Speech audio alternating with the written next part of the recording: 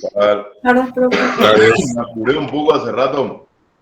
Estaba convencido de que teníamos nuestra clase a las 15 horas y después Gloria me recordó que no, que me había adelantado 40 minutos. Bueno, ¿qué tal están todos?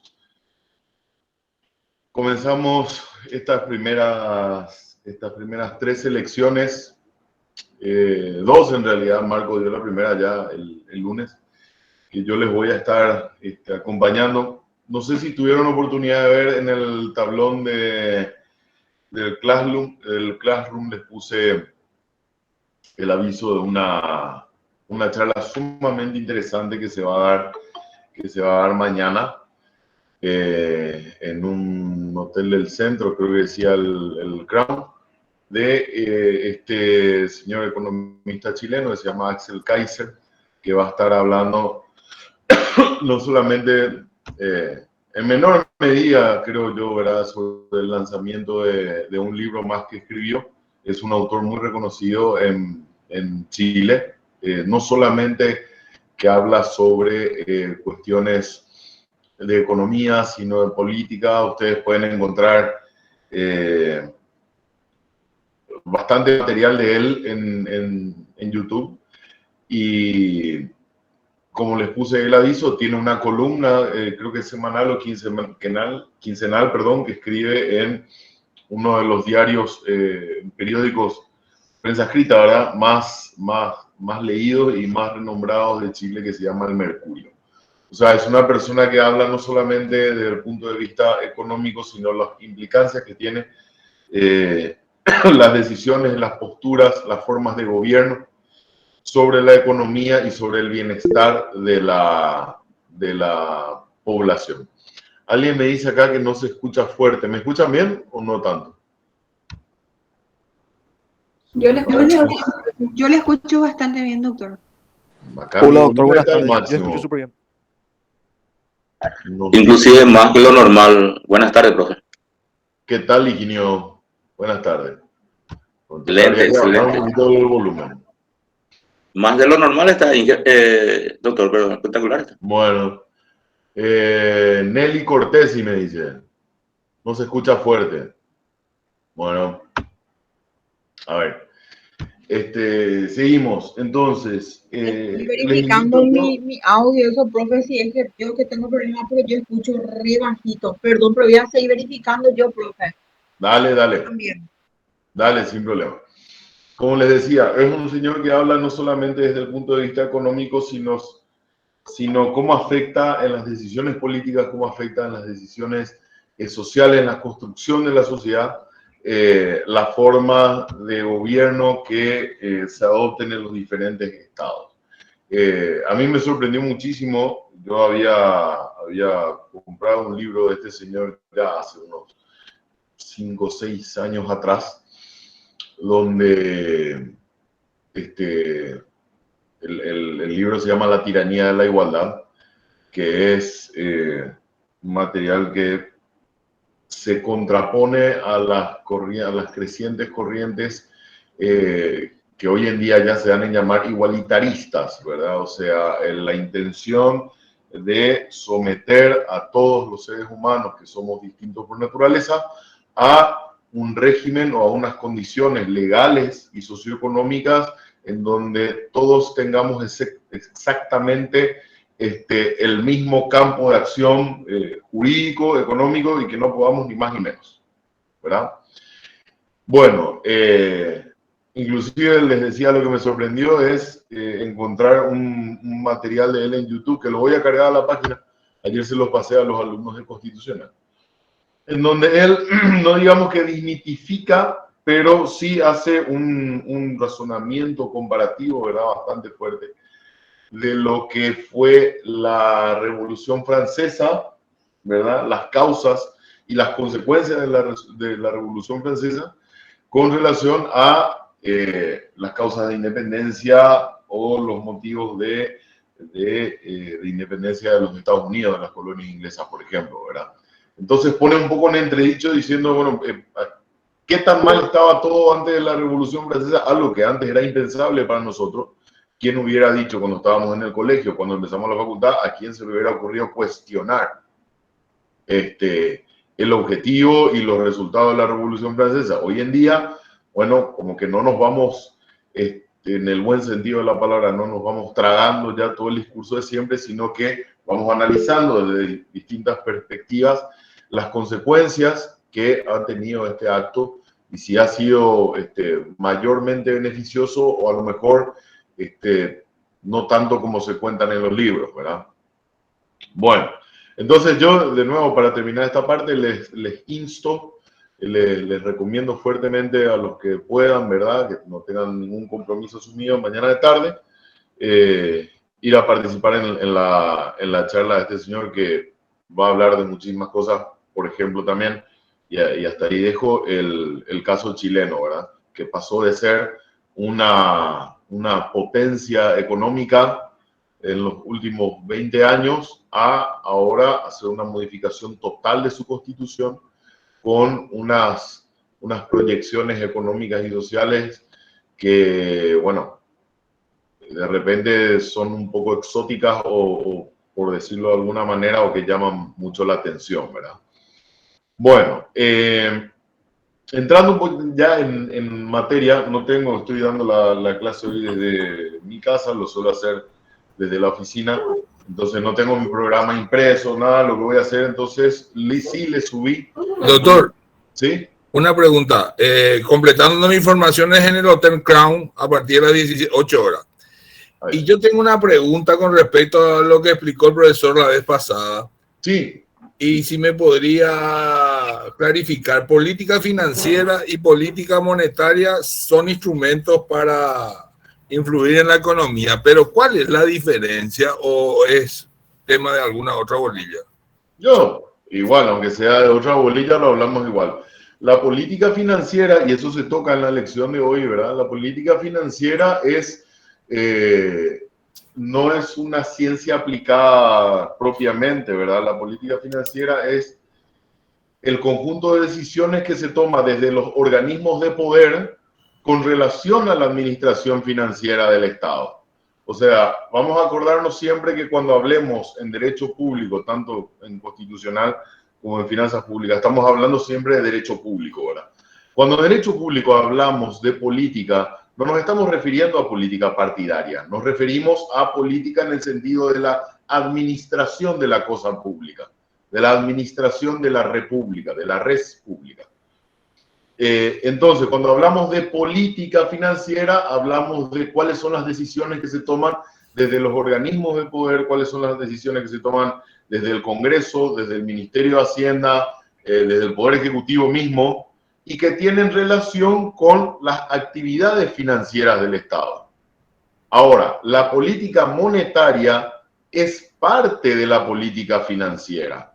¿Por qué? Porque la política monetaria habla de las decisiones que toman los órganos de poder con relación a la base monetaria del país, o sea, a la cantidad de dinero que se mueve y a los fenómenos monetarios del país. La política financiera, por ejemplo, la política monetaria, por ejemplo, guarda en este momento actualmente, tiene una participación o una preponderancia marcada porque mediante la política monetaria, o sea, las decisiones que toman las autoridades con relación a los fenómenos monetarios, se trata de regular y de volver a encaminar los índices inflacionarios o los precios generales.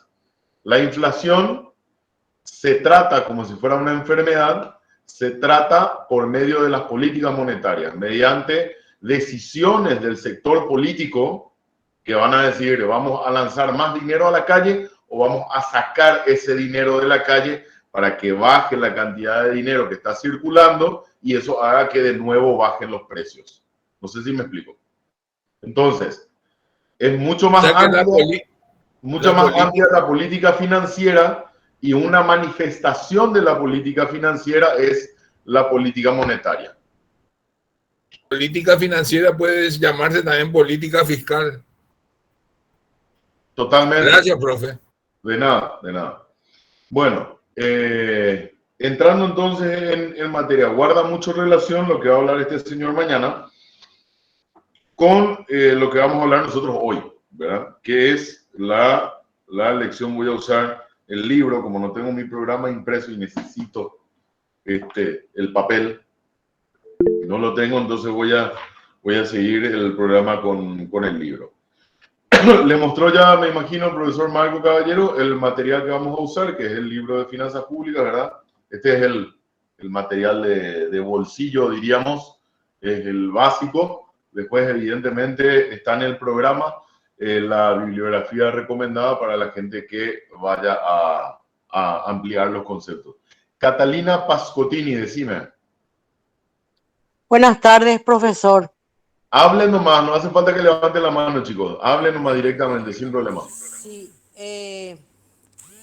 ya que estamos en un mundo globalizado, doctor, Sí. los países, ya sea en cuanto a la política financiera y monetaria, que forman, como por ejemplo los países del Mercosur, de la Comunidad Europea, de otras asociaciones como la ADI, todas esas cosas, la andina, nos pueden abstraerse, tienen una misma política financiera, doctor, y Perdón, monetaria, no te entendí bien. ¿No pueden abstraerse de qué? y de la política que imprimen estos mercados comunes. A ver si entiendo bien la pregunta. Vos me consultás si es que estos organismos multilaterales que tienen Sí, influencia y del que forman parte varios países no pueden abstraerse de la política financiera. ¿O entendí mal? así mismo. ¿O es la influencia del Fondo Monetario en los gobiernos?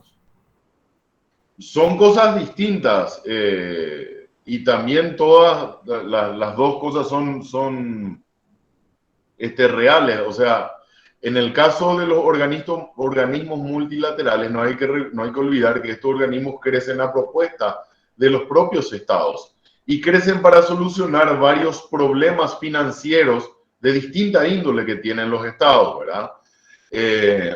O para potenciar las actividades económicas de incidencia financiera que tienen los estados, por ejemplo, la LADI, ALAL, el Mercosur, cada uno tiene un objetivo distinto al otro. Y sin duda necesitan nutrirse de las políticas financieras, porque voy a un ejemplo. Ahora tenemos precisamente un inconveniente, vamos a decir entre comillas, con el tratado entre el Mercosur y la Unión Europea. Vamos a ver cómo influyen las políticas financieras ahí. El tratado o el inicio del tratado del Mercosur y la Unión Europea de liberalización de las mercaderías, etcétera, etcétera, o sea, ampliar, hacer un contrato cuasi societario entre las dos potencias económicas, sobre todo en materia primaria, se firmó creo que en el 2020 o en el 2019 y está paralizado porque las políticas financieras europeas están paralizando la firma. Resulta que la Unión Europea, para poder firmar con el Mercosur el tratado o la alianza de libre comercio, necesita que todos los países de la Unión Europea aprueben la firma de ese tratado, así como el Mercosur, para poder firmarlo con la Unión Europea, necesita que los 4 países fundadores más los asociados estemos todos de acuerdo en contratar con la Unión Europea, ¿ok? Bueno, en Europa resulta que Francia ahora se está oponiendo, es el que más abiertamente lo hace. En realidad hay otros países un poco más solapados, pero que se está oponiendo a la firma de ese convenio entre el Mercosur y la Unión Europea. ¿Por qué? Porque nosotros vamos a tener un caudal de productos de actividad primaria de superior calidad y de precio mucho más bajo, que va a terminar eliminando la competencia y al sector agropecuario de la Unión Europea. ¿Por qué? Obviamente en Europa la actividad agropecuaria no es ni punto de comparación con la de Sudamérica y puntualmente del Mercosur, donde están los dos países productores de soja, de trigo, de carne más grandes o al menos dos entre los 5 más grandes del mundo. Entonces, lo que sucede ahí, la injerencia de las políticas financieras, es que Francia, mediante las decisiones de política financiera que adoptan sus autoridades, se opone a la firma de ese tratado entre la Unión Europea y el Mercosur. Entonces, Catalina, vos me preguntás si no pueden abstraerse de de las decisiones de política financiera, y no, porque los países toman las decisiones mediante sus autoridades en un sistema republicano, en un sistema democrático.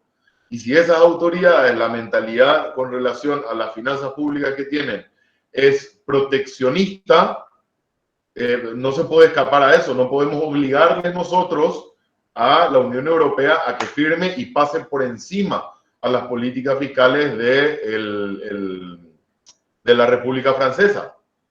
Necesariamente las políticas fiscales en la Unión Europea con relación a este ejemplo que estoy dando tienen que estar unificadas, ¿verdad? Todos de acuerdo, y ahí entonces avanzará el tratado. ¿Me explico? Sí, doctor. ¿Le puedo hacer otra consulta? Estoy haciendo una consulta. Sí. ¿Qué determina para que un país sea potencia? ¿Será la población, la riqueza, la densidad territorial o la parte financiera, monetaria? Hay demasiados factores que influyen en la grandeza de un país como para poder llamarlo potencia. Y son todos disímiles. Y son todos, potencia es más que nada una adjetivación política más que económica y financiera. Y les voy a dar el ejemplo de por qué.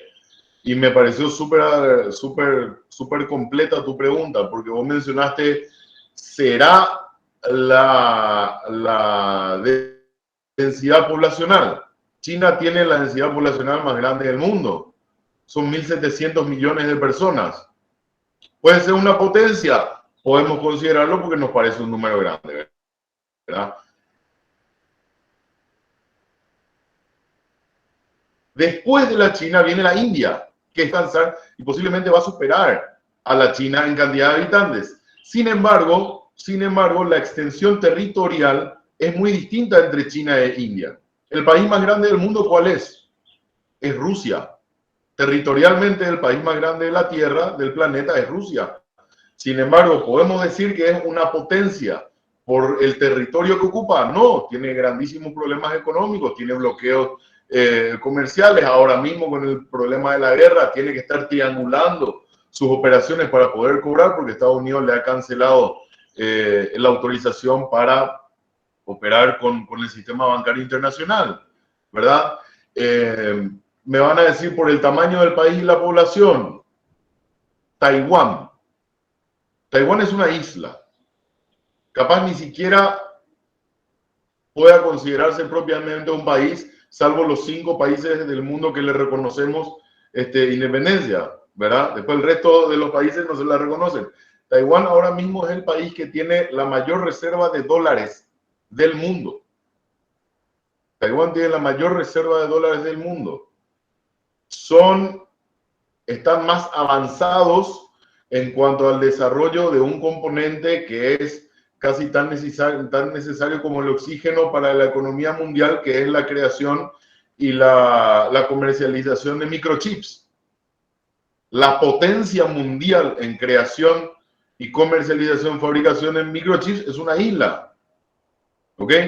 Me van a decir potencia desde el punto de vista de fuerzas militares. Y bueno, ahí entrará Estados Unidos, que destina gran porcentaje de su PIB a la adquisición y entrenamiento de fuerzas militares.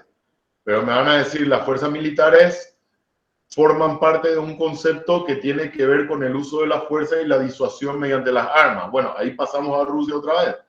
Rusia tiene el mayor arsenal nuclear del mundo. Creo que tiene como 1.200 ojivas nucleares, más que Estados Unidos, que creo que tiene cerca de 1000. O sea, ¿cuáles son los parámetros para decir si un país es potencia o no? Yo puntualmente no me fijo tanto en que se considera un país potencia, sino un país que mediante sus instituciones jurídico-económicas, político-económicas, pueda conseguir en mayor o menor medida el bienestar y el desarrollo de su población. Como te digo, Catalina, si vas a guiarte por la extensión del territorio, por la cantidad de habitantes, por la potencia económica, por la potencia nuclear de armas, cambia totalmente la perspectiva. No sé si respondí. Y Catalina, ¿tenés una pregunta? Gloria. Sí, buenas tardes. Nosotros vamos a tratar en la materia, vamos a estudiar la finanza pública nacional o internacional. Sabemos que la internacional afecta en cierta forma a la nacional, pero nuestra materia se va a fijar en lo nacional, ¿verdad? Por supuesto, por supuesto. Gracias. Eso sin perjuicio de que de repente tomemos en cuenta algunas cuestiones, algunos fenómenos de las finanzas internacionales, ¿verdad? Hoy en día no podemos dejar de lado eso, o sea, estamos saliendo de una pandemia, estamos en una crisis financiera global, ¿verdad? Una inflación con récords de incremento como no se han visto en los últimos 30 o 40 años. A ver, de repente vamos a hablar de las finanzas internacionales definitivamente, ¿verdad? Pero sí, o sea, uno se fija en el programa que yo les cargué ahí en la plataforma y van a ver que vamos a hablar de las finanzas públicas nacionales y siempre dentro del ordenamiento normativo del Paraguay. ¿Ok? Bueno, entrando ya en materia, vemos que acá el primer punto de la lección 2 que habla de la actividad financiera del Estado. Comienza hablando de las figuras de la autonomía y de la autarquía. Bueno, ustedes ya saben a esta altura de la carrera qué significan estos dos términos, ¿verdad?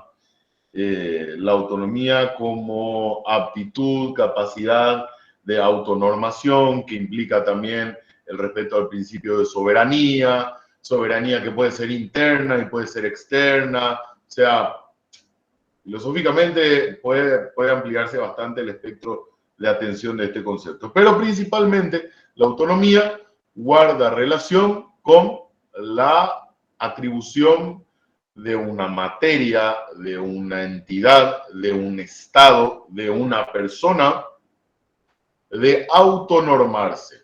Recuerden, la autonomía se aplica inclusive en el derecho privado. Autonomía de la voluntad. El principio que dispone hasta dónde podemos llegar nosotros como individualidades jurídicas se rige por el principio de autonomía de la voluntad, según el cual podemos hacer todo lo que queramos siempre y cuando no haya una prohibición expresa en contrario. A diferencia de lo que rige en derecho público, que es el principio de legalidad, que implica que la administración, para poder moverse como nosotros individuos, tiene que tener una autorización expresa para poder hacer. ¿Ok? Ayer le decía a los chicos de Constitucional, que están en segundo curso, recién están empezando la carrera, les decía, utilizando un ejemplo burdo, por el principio de legalidad, el Estado funciona como un autito a control remoto. Si el autito quiere ir hacia adelante, necesita una norma, que es nuestro dedo en el control, que le diga, te podés ir hacia adelante. Si el autito quiere ir hacia la izquierda, necesita una norma, que es nuestro dedo, que gire el control hacia la izquierda. O sea, solo no puede ir, necesita una autorización, un control, ¿verdad? Una dirección sin la cual no puede actuar. Y si actúa fuera de esa autorización legal, entonces es un actuar posiblemente arbitrario. No en todos los casos, pero en derecho administrativo se enseña eso, pero sí, sobre todo si causa un perjuicio, en violación del principio, implica arbitrariedad. Bueno, entonces hablamos de que autonomía es la atribución, la particularidad de autonormarse. Y la autarquía, ¿qué es? La autarquía implica, y esto ya lo dieron ustedes en constitucional, la autarquía implica también una suerte de independencia como la de la autonomía, pero en estricta relación a la adquisición y gerenciamiento de los recursos. Entonces, cuando hablamos de autonomía, hablamos de posibilidad de autonormarnos. Cuando hablamos de autarquía, hablamos de posibilidad de gestionar nuestros recursos, eso significa poder conseguir nuestros recursos, administrar nuestros recursos y erogar, gastar los recursos como nosotros entendamos que es la mejor manera.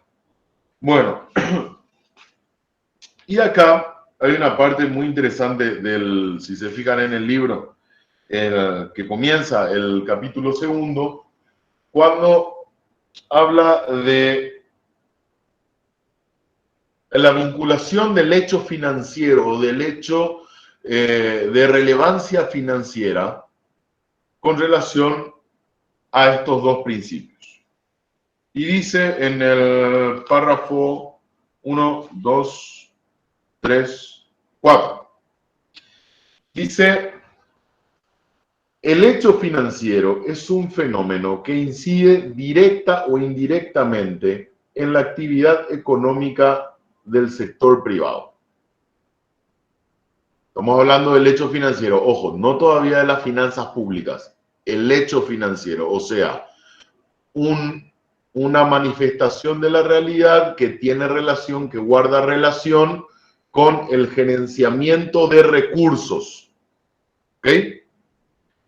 Tiene implicancias en el sector privado, tanto en su relación con el Estado como con las personas privadas entre sí. Lo que fundamentalmente ha influido para que las finanzas públicas adquieran individualidad diferencial con respecto al fenómeno estrictamente económico ha sido la creación del Estado moderno estructurado sobre bases constitucionales. Acá estamos entrando ya inclusive en principio de legalidad, solapadamente. Constituyendo el Estado una persona jurídica pública con fines propios para servir a la nación, es decir, al ciudadano sujeto de derechos y obligaciones dentro de la nación. Al evolucionar la comunidad social en complejidad, demandó más servicios y bienes. Las previsiones económicas y los medios de satisfacer las necesidades del Estado se hicieron igualmente complejos y más normativos. Es en esta parte en donde comienza, cuando habla de estos hechos y estos medios más complejos y siempre normativos por aplicación del principio de legalidad, es cuando empiezan a tallar estos dos principios. O sea, el hecho financiero se independiza del hecho económico. ¿Por qué es importante el hecho económico? ¿Qué es un hecho económico? ¿Qué es economía? La economía no es otra cosa que el estudio, ¿verdad?, de la escasez y la forma de gerenciar, de superar, de administrar esa escasez. ¿Ok? Entonces, la escasez se tiene que trabajar, se tiene que administrar, se tiene que evitar mediante la utilización de los recursos disponibles. Esos recursos pueden ser materiales o esos recursos pueden ser financieros. Si los recursos son financieros, entonces tiene protagonismo el hecho financiero que mencionan los autores acá en el libro.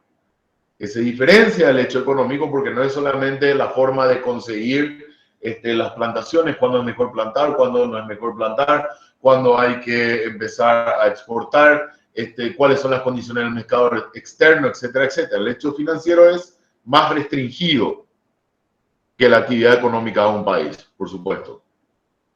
Y comienza a aplicarse autónomamente a medida que la sociedad va exigiendo soluciones para las necesidades públicas. Entonces, tiene que empezar a moverse el Estado, lo que estábamos hablando con Catalina y los demás compañeros al comienzo, empezar a adoptarse las políticas financieras para tratar de gerenciar esos recursos que se van a necesitar. El concepto, dice el programa. El concepto es el concepto, estamos hablando de la actividad financiera. Es la capacidad de obrar, copian los autores una definición del extinto ya profesor Miguel Ángel Pangracio.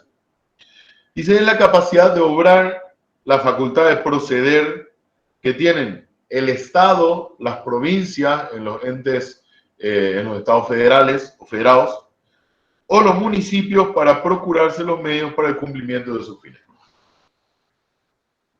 Muchas de las cosas que se van a dar, esto se lo decía ayer a los chicos también, el derecho, hago una pausa acá, el derecho en general, sobre todo antes, ¿verdad? Hoy en día hay ciertas normas, ciertas leyes que de repente no parecerían tan razonables, ¿verdad? Pero como principio general, el derecho no es otra cosa que el sentido común, gente.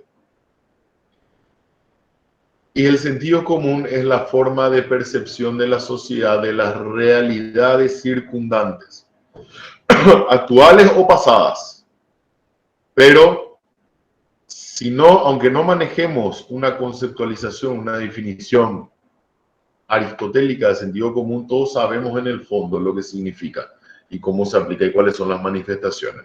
El derecho es sentido común, solo que normativizado y plasmado después doctrinariamente en libros. O sea, mucho de lo que yo les voy a hablar, mucho de lo que ustedes vieron en la carrera en realidad, no es otra cosa que sentido común, solo que estructurado, organizado, clasificado y con procedimientos específicos para operar. ¿Ok? La misma cosa pasa acá. ¿Y por qué les digo esto? Por la definición que van a encontrar en el libro, ahí en la parte que les estoy diciendo. Fíjense lo sencilla que es la definición. No hay que buscar, de repente, eso es muy típico de a ver, ustedes lo van a hacer alguna vez seguramente, van a escribir un libro, más de uno de ustedes. Cuando vayan a escribir el libro seguramente van a querer definir algo y van a querer poner una definición rimbombante de, bueno, la clase de finanzas públicas. Entiéndase la clase de finanzas públicas como aquel encuentro multitudinario, una cantidad de cosas de repente que ponemos para florear, ¿verdad? Alguien que sabe bien algo sabe explicarlo con sencillez. Cuando hablamos de la actividad financiera del Estado, no busquemos irnos más allá o buscar o utilizar de repente terminologías que a veces pueden desviar el sentido o el objeto de lo que se está tratando de definir. En este caso, les comento esto, ¿por qué? Porque fíjense que hay, en esta parte del libro hay dos definiciones de un hecho que es prácticamente trascendental para la subsistencia de un Estado, pero que es definido de una manera muy sencilla. ¿Qué dice Pangracio? Capacidad de obrar, facultad de proceder que tiene el Estado, provincia o municipio para procurarse los medios para el cumplimiento de sus fines. En otras palabras, más sencilla otra vez, ¿cómo conseguir dinero? Aptitud jurídico-normativa, política, para conseguir dinero. Solamente eso. Y al final de ese párrafo está la definición del profesor de Juano, ¿verdad? Que dice concretamente la actividad financiera es el conjunto de operaciones preordenadas por el Estado para sus finanzas, o sea, para procurarse los medios para los gastos públicos y para la obtención de sus fines. De nuevo, ¿qué estamos diciendo con todo esto? ¿Cómo conseguir dinero? ¿Verdad? ¿O me equivoco? ¿O alguien piensa distinto? No, ¿verdad? Bueno. Bien. Entonces, avanzando, tenemos las definiciones, entonces, que la actividad financiera del Estado principalmente es la de generar recursos financieros para atender las necesidades públicas. ¿Ok? Bueno, siguiendo con el programa, disciplinas que las estudian generalidades. Bueno, disciplinas que estudian ¿qué cosa? La actividad financiera del Estado. Primero, y acá entra la favorita de Catalina, la política financiera. ¿La política financiera qué es?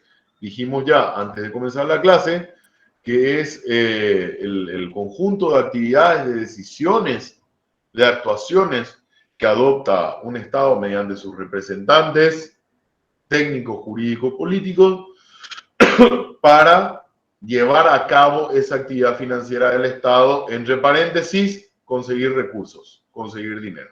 Política financiera, entonces, va a ser las decisiones que tome el Poder Legislativo al momento de aprobar un empréstito del Banco Mundial o del FMI. Va a ser la decisión del Poder Ejecutivo cuando diga, en este caso, por ejemplo, si va a vetar o no va a vetar los recursos que se le van a dar a los jubilados de la Caja de Itaipú. Las decisiones del Ministerio de Hacienda cuando vaya a recomendar la aprobación o no de los anteproyectos de presupuesto general para el año 2023. Esas son manifestaciones de política financiera. Sí, Catalina. Profesor, si un Estado va en default, cae significativamente, ya que está muy de moda ese término, sí. La moneda se desvaloriza, digamos, el país ya no puede tener la posibilidad de créditos internacionales. ¿Qué hace un Estado así? ¿Es un Estado fallido?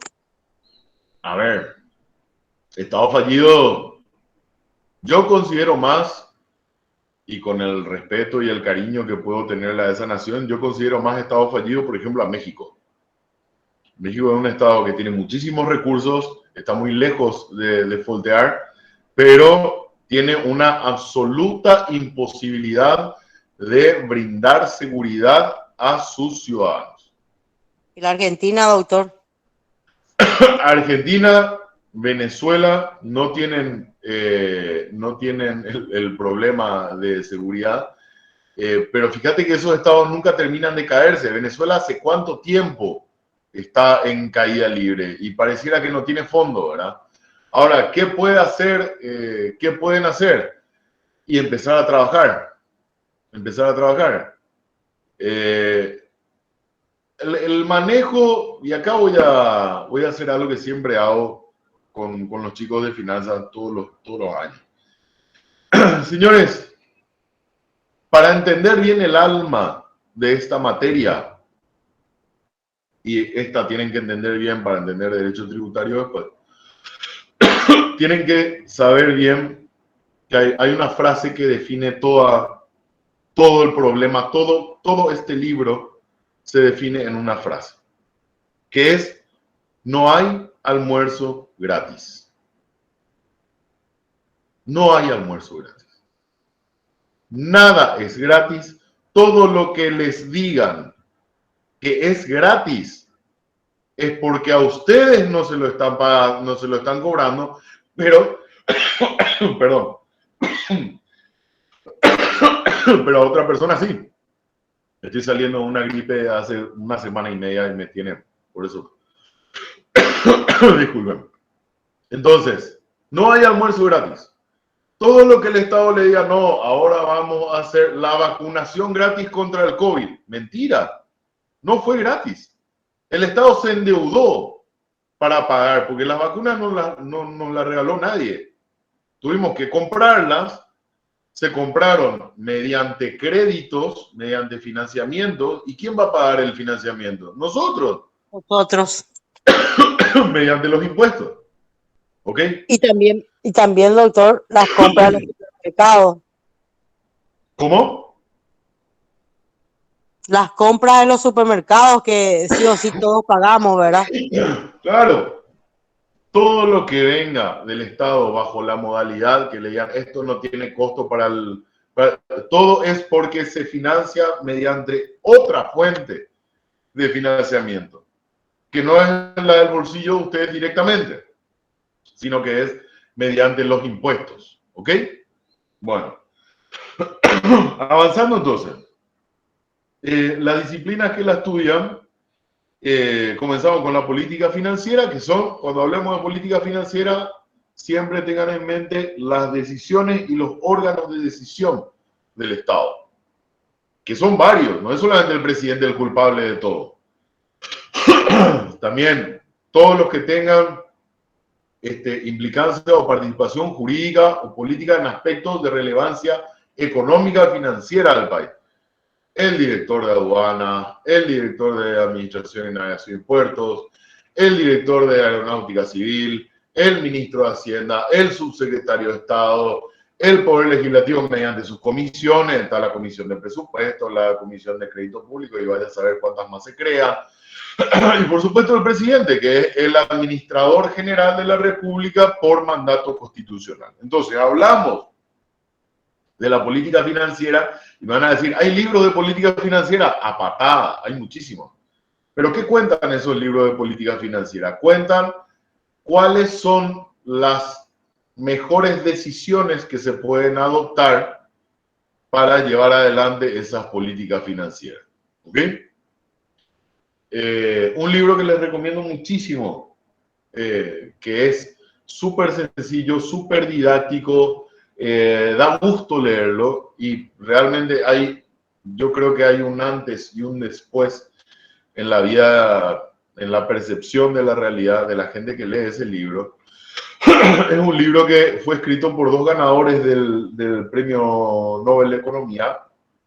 Uno es de apellido Robinson, que creo que es inglés, y el otro es de apellido Acemoglu, que es un turco. Y el libro se llama ¿Por qué fracasan los países? Se encuentra en cualquier libro, la tiene el lector cuando pasen enfrente, en Intercontinental, en todos lados hay. Es un libro así, bueno, más o menos.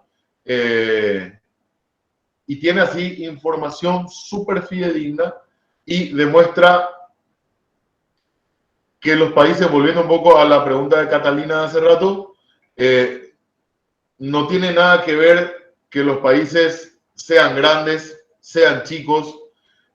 Algunos de ustedes habrán escuchado en algún momento que puede tener incidencia en el nivel de desarrollo y desempeño laboral de las sociedades. El clima, que el clima templado es más propicio para los negocios y para que la gente trabaje. Y que en Paraguay, por ejemplo, no va a pasar nunca porque hace demasiado calor y con el calor la gente no quiere trabajar. No tiene absolutamente nada que ver. Comienza desmitificando uno por uno todos los puntos que siempre decimos de por qué financieramente los países no pueden avanzar. Financiera y políticamente, ¿verdad? Y no les voy a contar la conclusión, por supuesto, porque no les voy a spoilear el libro, pero sí les voy a decir que lo que aprenden ustedes al leer ese libro es la importancia de esta política financiera. Sumamente importante. Les diría inclusive que el centro del éxito de una economía está en su política financiera. La política financiera tenía un sentido amplio en cuanto a la cantidad de decisiones, a los órganos tomadores de decisiones y a los tipos y las coyunturas y oportunidades de las decisiones. Bueno, la segunda disciplina que la estudia es la ciencia de la finanza. La ciencia de la finanza entendida como una ciencia social que se encarga así ya mediante hasta protagonismos matemáticos de ver cuáles son las formas en que razonable y lógicamente y en base a coyunturas económicas es más probable que se consigan esos fines que buscan mediante la actividad financiera del Estado. En otras palabras, son las ciencias que calculan cuál es el mejor precio para vender un kilo de soja, cuál es el mejor precio para vender un kilo de carne en el mercado extranjero, etcétera, etcétera.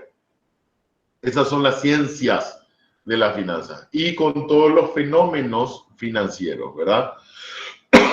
Financieros que incluyen los fenómenos contables. Después también la estudia el derecho financiero. Y el derecho financiero es la ciencia jurídica que enmarca, ¿verdad? Todo lo que tenga que ver con la normativización y juridización del fenómeno financiero. Porque acuérdense, este hecho, esta finalidad de conseguir el dinero, de tratar de ver de dónde vamos a sacar el dinero para pagar los servicios públicos, no solamente se rige por los números o por cuáles son las condiciones de mercado que imperan actualmente tanto en el interior como en el exterior de la República, sino que tienen que estar normativizados. ¿Ok? Cuando hablamos del tratado entre la Unión Europea y el Mercosur, no hablamos solamente de un acuerdo en que se dan la mano los presidentes en ejercicio de los dos bloques y ya está. No. Eso tiene aspectos y manifestaciones contractuales, de derecho público, de derecho privado. Por supuesto, va a implicar la modificación de las leyes internas de cada bloque, o sea, las del Mercosur y la modificación de las leyes de la Unión Europea, y con eso la modificación o alguna modificación en mayor o menor medida de las leyes internas de cada país.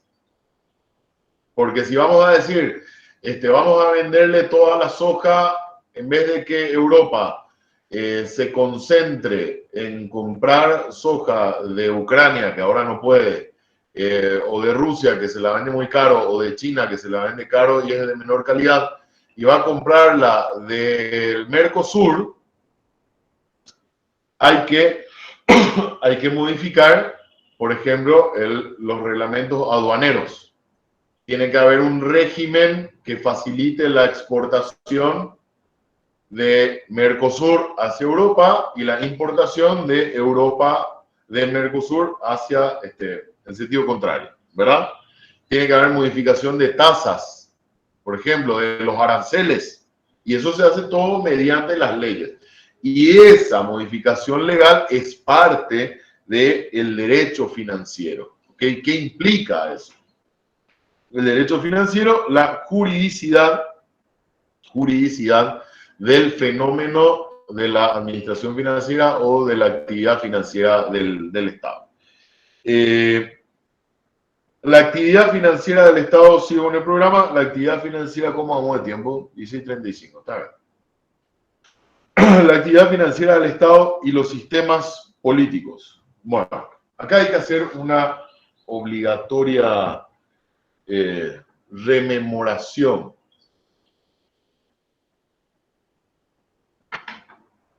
de lo que son los sistemas políticos, ¿verdad? Habla el programa de los sistemas antiguos, de los sistemas feudales, de los sistemas modernos, etc. Hay una cuestión que de repente es muy fácil que todos pasemos de largo, que obviemos, ¿verdad? Pero que la tenemos que mirar porque nos va a facilitar,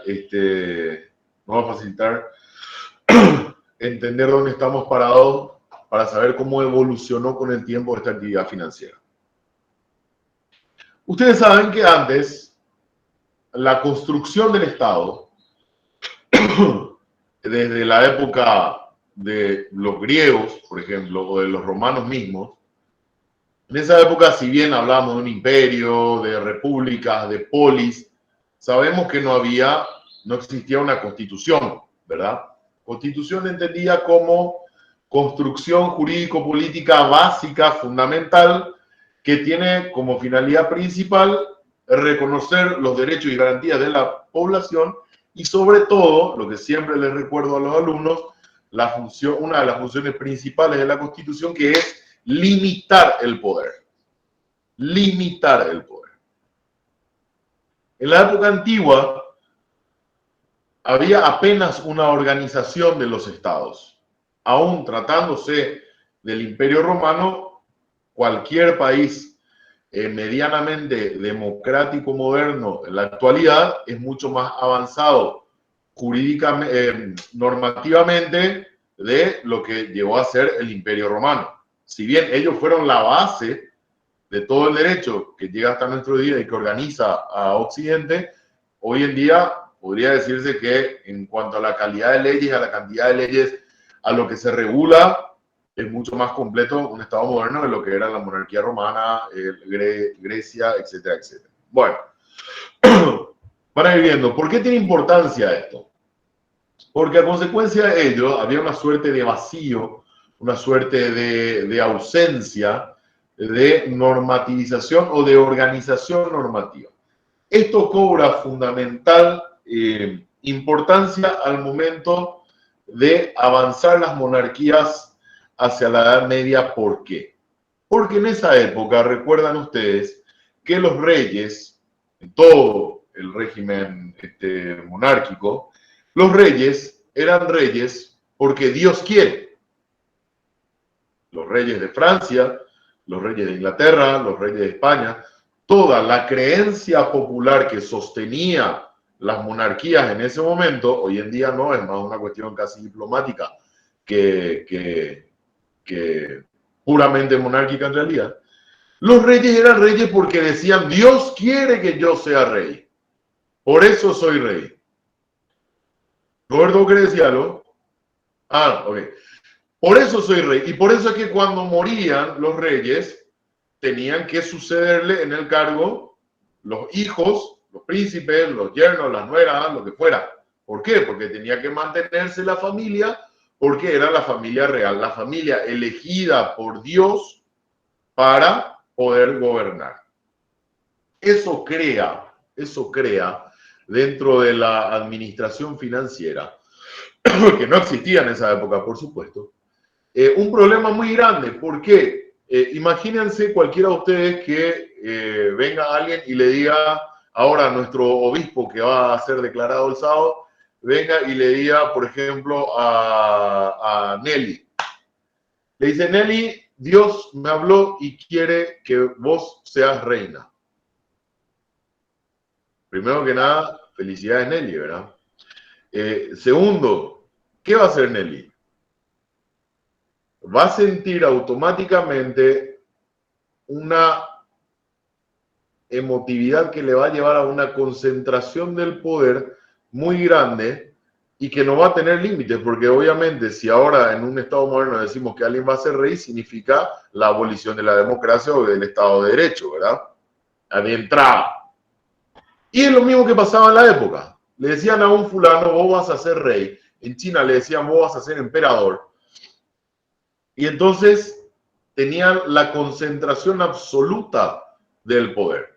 Por eso es que se daba la conjunción y la unidad de las funciones del Estado.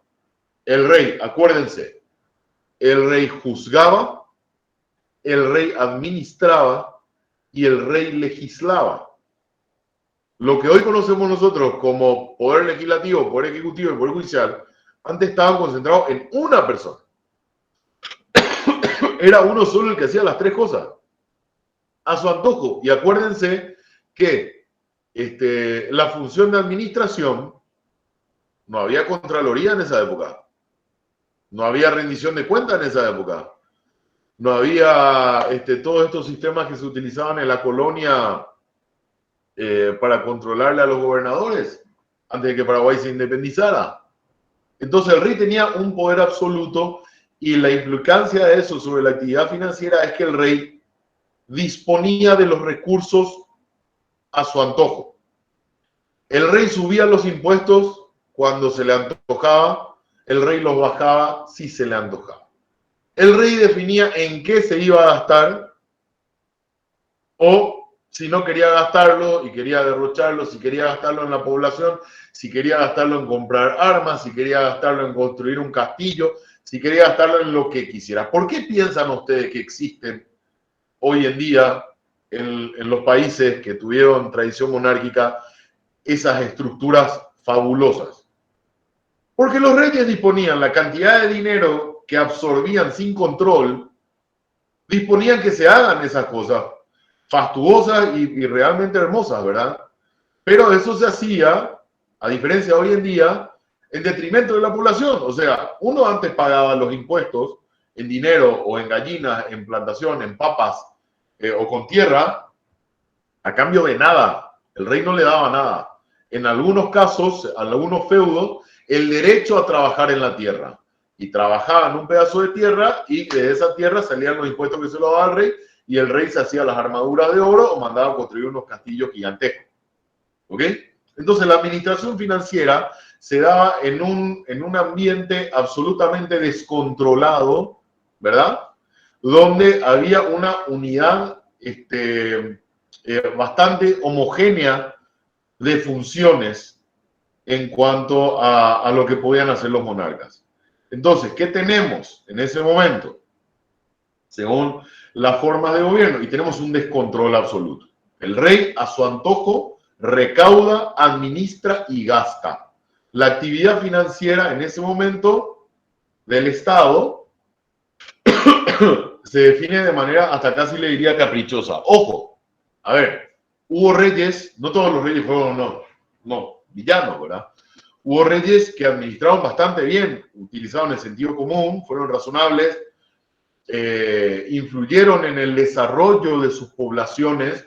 Hubo emperadores en Oriente que han hecho lo mismo, así también los hubo muy malos. Pero, ¿por qué tiene importancia esto ahora al estudiar? Para que ustedes puedan contrastar cómo se organizaba antes esta actividad financiera del Estado de cómo es ahora. A lo mejor alguno me dirá, pero profe, ahora ni se recauda y los perros gastan en lo que quieren o también. Cierto, pero ahora tenés una Contraloría, tenés una Auditoría General del Poder Ejecutivo, tenés una Fiscalía de Cuentas, tenés procesos, tenés prensa que te controla, tenés, a ver, el gobernador del departamento central está siendo procesado por la administración irregular de fondos. En el año 2003, creo, hubo el único caso que yo recuerdo, ¿verdad? En este momento, el intendente, ¿de dónde era? Era re peculiar, era Gualberto Zárate se llamaba, era intendente, no me acuerdo si el Limpio. Roque Alonso. Mariano Roque Alonso. Mariano Roque Alonso. Que fue destituido por hacer un manejo de la actividad financiera de su municipio totalmente irregular, casi monárquica. Entonces, ¿para qué les explicamos esto nosotros en la cátedra? Para que vean cómo esta conducta pervive en el tiempo, pero que hoy en día contrasta con organismos de control y sobre todo, con el principio de legalidad, que es el norte que marca la actividad de toda la administración pública. Recuerden, no hay actividad pública que pueda realizarse sin que haya una expresa autorización para eso. Y acá me estoy adelantando un montón otra vez de lecciones cuando lleguen a la parte, no sé, creo que la tengo mío, la parte de derecho tributario, el principio de legalidad. Fíjense, y esto guarda relación con los sistemas políticos que vamos a estudiar ahora. El principio de legalidad alcanza, por su trascendencia, a la actividad tributaria. La propia Constitución hoy en día, a diferencia de lo que era el régimen monárquico y en la época griega y romana, las propias constituciones del mundo hoy en día establecen que los impuestos los tributos en general, ¿verdad? Pero la gente refiere comúnmente como impuestos. Los tributos en general tienen que ser establecidos por ley. No se puede cobrar un tributo que no esté expresamente autorizado en una ley. De nuevo, a la postre, principio de legalidad actuando una vez más en el derecho público en la administración del Estado. ¿Ok? Bueno. Perdón, doctor, ¿y las tasas municipales o tasas? También. ¿Eso se hace por ley también? No. Todo. Buena la pregunta. Las tasas municipales tienen una ley. Cada municipio los municipios en realidad tienen una ley tributaria que rige para todos. Y ellos lo que pueden regular, le establecen mínimos y máximos. Y ellos pueden regular desde el mínimo hasta el máximo.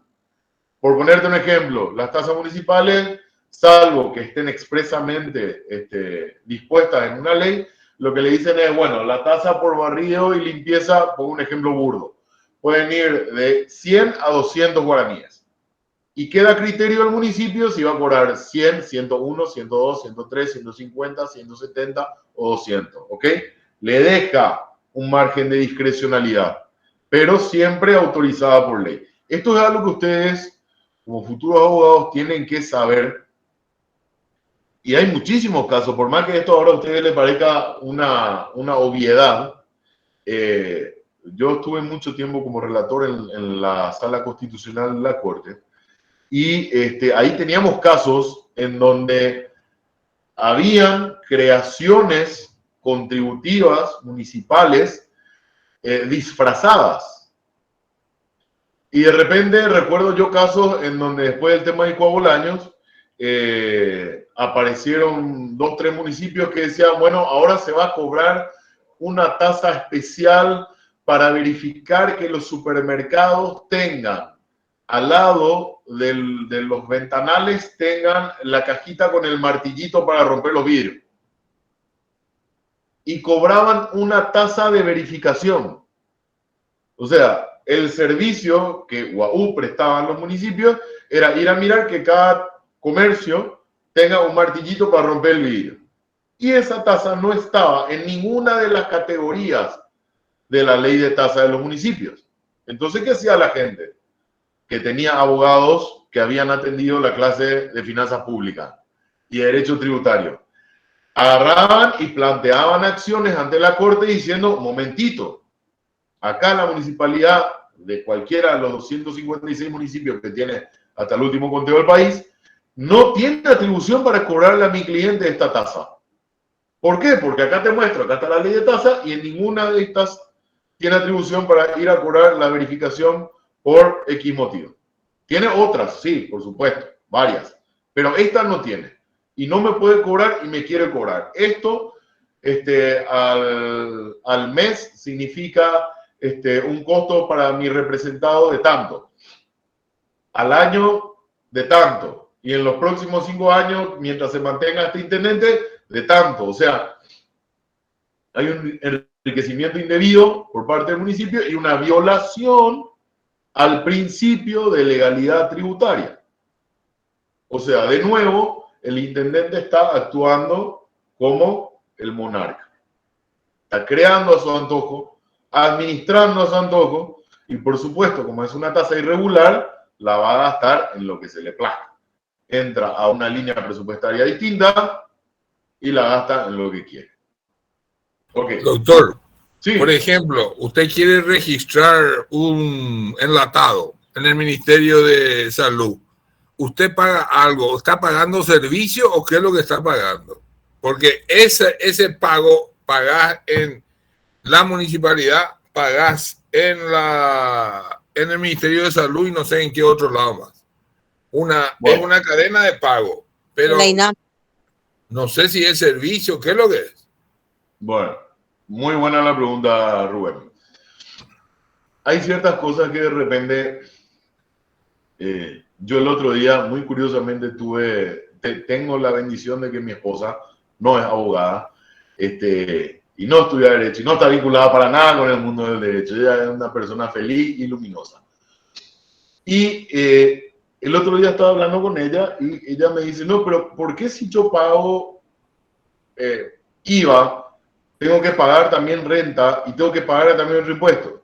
Y de repente, a nosotros como profesionales del derecho y como docentes en mi caso, se nos olvida explicarle y mostrarle a la gente que cada tributo es distinto. O sea, la gente no paga un solo impuesto y el resto no.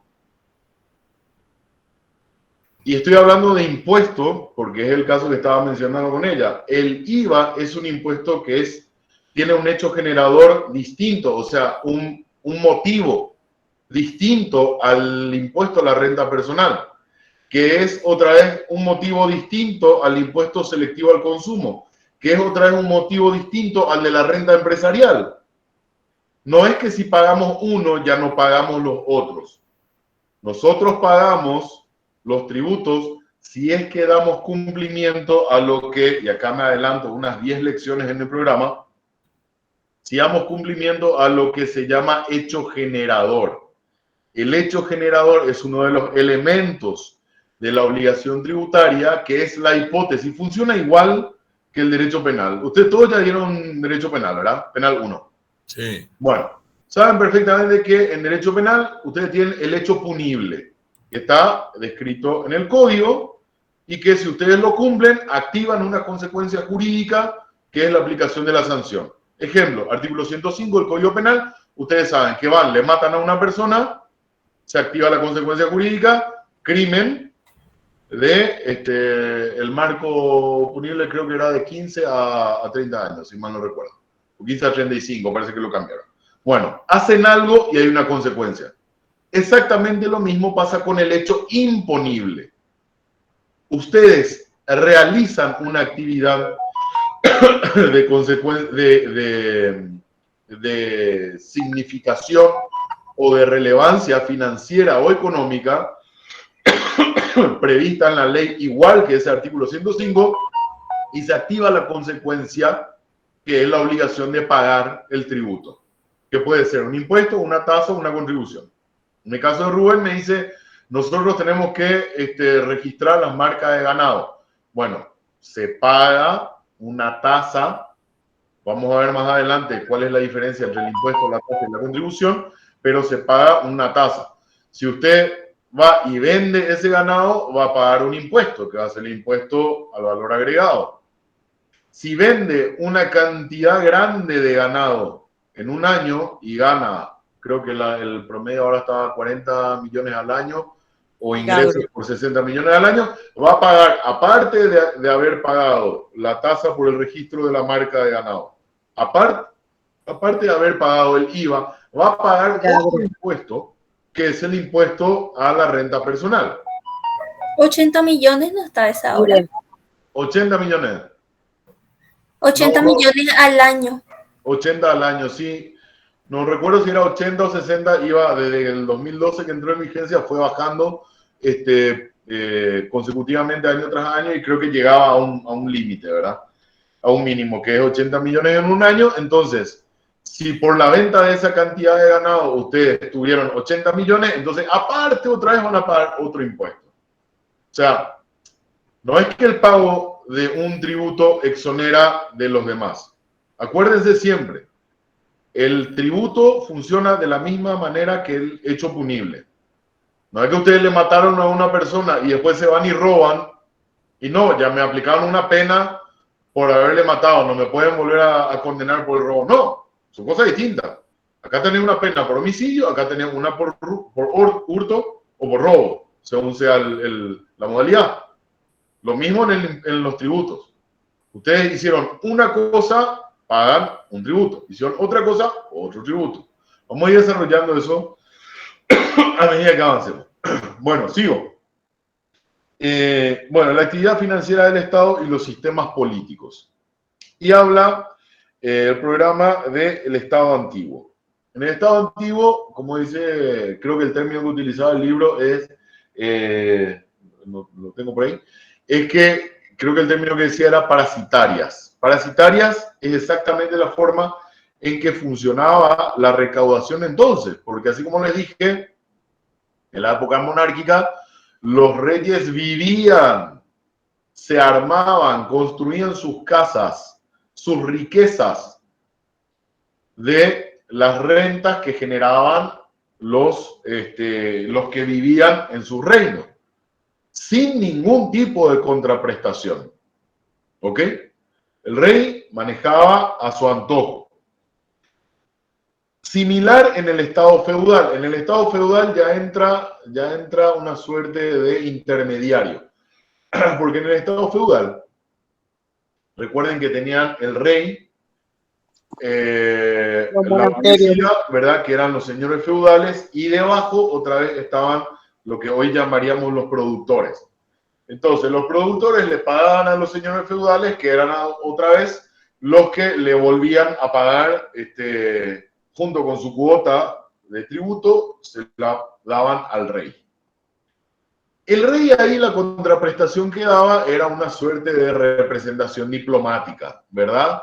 Y el que gerenciaba la suerte del reino y el que hacía alianzas, etcétera, etcétera. Evitaba las guerras si podía, y si no podía, tenían que ir los señores feudales a darle hombres, armas, caballos, y eso costaba muchísimo. De hecho, siempre les suelo recomendar, tanto a los chicos de finanzas como de constitucional, que vean una película, la película de Robin Hood, pero la última que tenemos, ¿verdad? Que es la que hizo Russell Crowe. No es una película nueva, ya tendrá como 10 años probablemente, pero esa película me es sumamente útil para mostrarle a los chicos que la vean, tanto para constitucional como para finanzas. ¿Por qué? Porque ahí muestra que el nacimiento de lo que se dio en llamar la primera o uno de los actos jurídico-políticos más representativos de lo que sería una constitución, que fue la Carta Magna de 1215, nace a consecuencia de un hecho financiero. ¿Y cuál es el hecho financiero? El hecho financiero del manejo irregular y parasitario de los reyes de la finanza. ¿Por qué nace la Constitución en la Carta Magna de 1215? La Carta Magna de 1215 es un instrumento que limita el poder del rey Juan Sin Tierra para generar nuevos impuestos para los señores feudales sin consultarles antes. Y en la película muestra bien cómo venía la mano. La película habla de que había una amenaza, el rey de Inglaterra, que se llama Juan Sin Tierra, y había una amenaza de invasión del ejército francés, ¿verdad? A la isla de Gran Bretaña. Entonces el imperio francés quería ampliar su territorio, quería tomar Gran Bretaña, y viene la amenaza de que va a haber una invasión. Y lo que sucedía, por supuesto, es que había un exceso, un abuso en cuanto a la imposición y al manejo de las finanzas por parte de los monarcas. Entonces los señores feudales se unen todos y le dicen al rey: bueno, Juanito, vamos a hacer lo siguiente. ¿Vos querés que nosotros te demos soldados, caballos, armas, comida, etcétera, para pelear contra Francia? Sí quiero. Bueno, vamos a hacer lo siguiente. Hagamos un trato mediante el cual vos te comprometes a no subirnos los impuestos, a regular tu actividad financiera, a cambio de que nosotros hagamos esto. Perfecto. Llega a un acuerdo que en realidad en primera instancia el rey no la firma, o sea, los engaña porque ellos van y finalmente pelean contra los invasores franceses, salvan al rey, y al momento de firmar el rey le dice que no, que él es rey porque Dios quiere, que eso sería una capitis diminucio, etcétera, etcétera. Pero a la larga termina firmando años después. Entonces, ese instrumento nace a consecuencia de una actividad financiera del Estado, entonces, absolutamente irregular, que es la del manejo antojadizo y parasitario de las finanzas públicas de entonces. Bueno, en el Estado absoluto esta cuestión empeora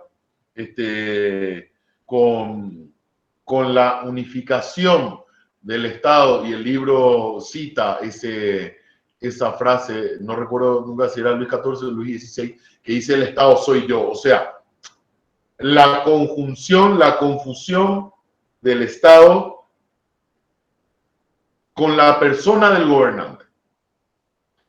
Que es de repente un poquito lo que pasa hoy en día con muchos gobernantes. El gobernante que dispone del patrimonio estatal como propio, el que usa los vehículos del Estado para irse a una farra, el que usa el dinero del Estado para pagar sus cuestiones particulares, etcétera, etcétera. Ese es un acto reflejo de esa actividad del Estado absolutista, ¿verdad? Y del régimen absolutista, en que decían, la plata que recaudo mediante la actividad financiera es plata mía y yo la gasto como quiero. Posterior a eso, seguimos con el Estado representativo, ¿verdad? Que son los Estados modernos. La actividad financiera en el Estado representativo ya es, perdón, se basa en el principio de distribución de las cargas sociales, de que el Estado se encuentra construido para organizar nuestra vida en base al contrato social, en que todos renunciamos a nuestra cuota de poder, se la damos a nuestros representantes para que ellos regulen la sociedad y que esto no sea una anarquía, y que a consecuencia de eso no solamente renunciamos a una cuota, a un margen de nuestras libertades, sino que también renunciamos a parte de nuestro patrimonio para dárselo al Estado, para que el Estado pueda cumplir esos fines. Y seguidamente cita el programa, lo que es el Estado socialista, ¿verdad? No sé por qué entra, porque esto en realidad se refiere más a forma de gobierno, pero bueno, seguramente por la implicancia del socialismo como forma de gobierno en las finanzas públicas.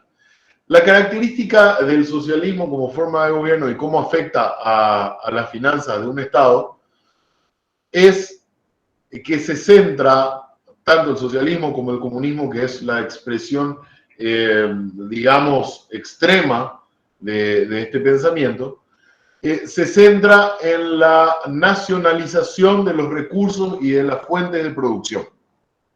El socialismo no es un fenómeno jurídico, y hoy en día sí es sociológico, pero en realidad nace como un fenómeno económico. La teoría de Marx, que crea el socialismo, surge como una reacción a teorías económicas anteriores, que eran mercantilistas, que eran de los fisiócratas, que se centraban en la acumulación del capital, y que eran manifestaciones de estos regímenes también absolutistas y monárquicos. Entonces Marx dice, bueno, ahora lo que tenemos que hacer es, no podemos dejar nosotros que sean los reyes o los particulares los que definan cómo se va a mover la economía. En realidad tiene que venir un Estado centralizado a decir en qué se va a gastar, en qué se tiene que gastar, en qué se tiene que producir y cómo. Y esto para mí es, a ver, uno puede estar de acuerdo o no, el socialismo como principio económico en realidad no es malo, esencialmente no es malo. ¿Por qué? Porque la finalidad que tiene es lograr la distribución de oportunidades entre los que tienen y los que no tienen. Es tratar de igualar y que todos podamos, en teoría, tener un Mercedes o que todos podamos tener una casa con pileta, ¿verdad? Ahora, el problema es la aplicación del socialismo. Varios problemas, ¿verdad? Uno, porque actualmente para el socialismo latinoamericano, sobre todo, iberoamericano, mejor dicho, el problema para ellos es que hay demasiados ricos, y el problema no son los pobres, sino que hay demasiados ricos, y entonces tratan de bajar el número de ricos, cuando en realidad lo que hay que hacer es disminuir el número de pobres y aumentar el número de ricos. O sea, es ver el vaso medio lleno, medio vacío, ¿verdad? Y segundo, que logísticamente, y esto se estudia en la administración, el socialismo implica un esfuerzo sobrehumano en cuanto a la organización de las finanzas. ¿Por qué? Fíjense, en un estado de economía centralizada como lo era la ex Unión Soviética, tenía que existir una oficina, imagínense, destinada por gente que a lo mejor no ha estudiado para eso, destinada a planificar cuándo se tiene que plantar, cuándo se tiene que dejar de plantar, cuánto se le tiene que dar de comer al ganado, cuánto no se le tiene que dar, qué vacuna se le tiene, o sea, imagínense planificar todas las actividades económicas que se pueden llevar a cabo en un estado. Y eso lo tiene que hacer un oficinista, siendo que en un sistema de libre mercado lo hace cada uno. Gloria calcula cuánto va a gastar cada mes, si quiere gastar o si no quiere, si tiene o si no tiene para su negocio. Roberto, por ejemplo, va a decir, no, yo este mes iba a comprar tantas más mercaderías, pero no me cierra porque tengo que agarrar y pagar la cuenta de luz que me vino mucho, entonces voy a comprar menos mercadería. Rubén va a decir, no, yo voy a agarrar y voy a invertir en la Comisión Nacional de Valores, en la bolsa, para tratar de un capital que me sobra, para hacerlo trabajar un poco y generar un poco de interés, y eso el día de mañana me va a permitir ampliar mi negocio.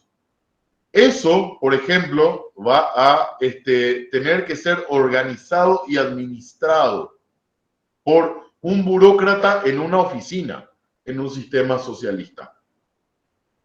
Siendo que en el libre mercado, en los ejemplos que di, lo que van a tomar las decisiones son Gloria, Roberto y Rubén, cada uno por su lado. ¿Se entiende? Analía, decime. Sí, y también entraría en cuestión el tema de que tendrían que absorber las fallas que surgieran de las decisiones o de las empresas que ellos controlan. Totalmente, excelente. Asimismo, en el ejemplo que yo acabo de dar, en los ejemplos que acabo de dar, de una economía de libre mercado, Gloria, Roberto y Rubén, si uno falla, a lo mejor Gloria tenía que haber invertido y no lo hizo. A lo mejor Rubén tenía que haber hecho un esfuerzo, comerse una pizza menos el fin de semana para poder pagar la cuenta de la luz que le vino muy alta y al mismo tiempo comprar más mercadería para vender, y ahí hubiera funcionado el negocio. O a lo mejor Roberto, no recuerdo a quién le di el ejemplo de la inversión en la Comisión Nacional de Valores, hizo un mal cálculo de la rentabilidad de su inversión y se le cayó el negocio. Cada uno es responsable. En cambio, en un sistema centralizado, si el burócrata que calculó mal el negocio de Roberto, de Rubén y de Gloria se equivoca, él no paga las consecuencias. Las pagamos todos. En una economía centralizada, la finanza, la actividad financiera del Estado se encuentra sumamente regulada, sumamente intervenida, sumamente centralizada. Y ese es el problema y la diferencia con las otras manifestaciones, ¿verdad? Bueno, avanzando con la tendencia actual. ¿Cuál es la tendencia actual? Y hoy en día es lo que se busca, se centra más bien, ¿no? Bueno, al momento que se hizo el programa, ¿verdad? La tendencia se centraba en el respeto al principio de legalidad. O sea, acá, señores, cada uno puede ser socialista, comunista, liberal, de libre mercado, medianamente controlado, como quiera, pero lo importante es que tiene que estar regulado la ley. O sea, lo que justificaba la actividad financiera del Estado era el principio de legalidad, la legitimación para realizar esa actividad financiera. Hoy en día, y justamente eso es algo que se toma en cuenta y que se va a mencionar en la charla de mañana, se pone en tela de juicio de nuevo. Realmente, ¿cuál es la justificación hacia dónde tiene que ir la actividad financiera del Estado. Tiene que basta, es suficiente ya solamente que esté previsto en una norma, o somos conscientes ya de que hay ciertas disposiciones normativas, legales, que escapan a la razón. Y doy un ejemplo. Hace cuestión de 3 años más o menos, hoy en día este señor es diputado, sí, es diputado, pero en ese momento era concejal de la Municipalidad de Asunción. No voy a decir el nombre, ¿verdad? Y plantea un proyecto de ordenanza por medio de la cual se le multaba con 500.000 guaraníes a todas las personas que en los días de lluvia, ¿verdad?, pasaran por las paradas de ómnibus y le salpicaran con el raudal a la gente que estaba esperando. Ustedes dicen, a la pucha, pero qué bueno esto, ¿no? Claro, imagínate, está lloviendo, ya te tenés luego que ir en micro. Está buenísimo que alguien se preocupe un poco del pueblo y que le haga pagar a ese infeliz que pasó con su auto y encima tiene audio otra vez en el juego y plata. Bueno, no es más que populismo, no es más que demagogia. Al momento que uno se pone a razonar la norma y empieza a ver si es aplicable o no. La policía de tránsito trabaja como cualquier oficinista desde las 7 de la mañana hasta las 13 o creo que máximo hasta las 15 horas. O sea, si la lluvia fue a las 6 de la tarde y pasó el auto y te salpicó con el raudal, ¿quién va a controlar eso? Punto 1. Punto 2, tiene que haber justo un policía de tránsito controlando y viendo y haciendo un acta. ¿Cómo va a ser el acta? Porque primero luego está bajo la lluvia el policía de tránsito. Segundo, te tiene que alcanzar. Porque si vos sos el que estaba en el auto y le mojaste a la gente, seguro pasaste de largo. O sea, hay normas que son irrazonables. Hay normas que hoy en día uno dice, bueno, esto va a traer consecuencias, va a traer implicancias negativas. Entonces se pone en tela de juicio nuevamente si este es un límite suficiente en la tendencia actual como para analizar, o mejor dicho, para legitimar la actividad financiera según el sistema político. Creo que levantó la mano primero Analía. Sí, con respecto a esa norma, diría, el verdadero problema no sería el desagüe fluvial más que las personas que cruzan y les mojan a las personas.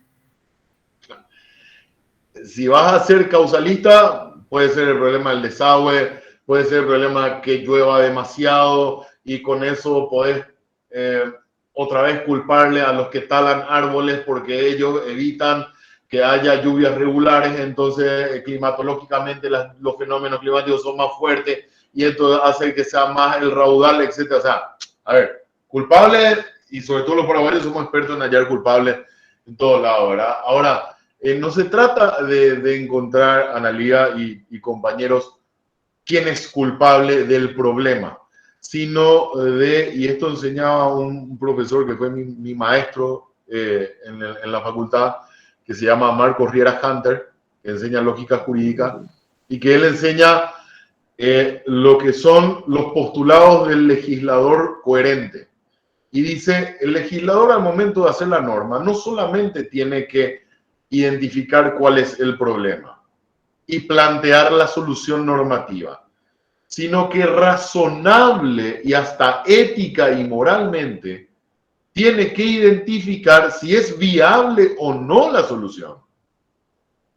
En este caso, este señor planteó una solución fabulosa. ¿Por qué? Porque dice, bueno, con esto, cuando se enteren todos los que andan por Asunción, no le van a mojar más a la gente. Ahora, no analizó que la norma es inaplicable prácticamente porque nadie va a poder controlar.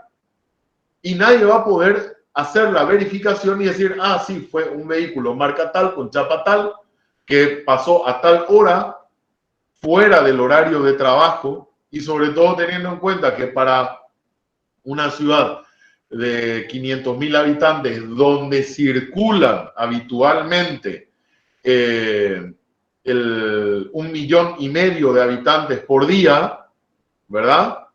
Hay creo que solamente 60 policías de tránsito.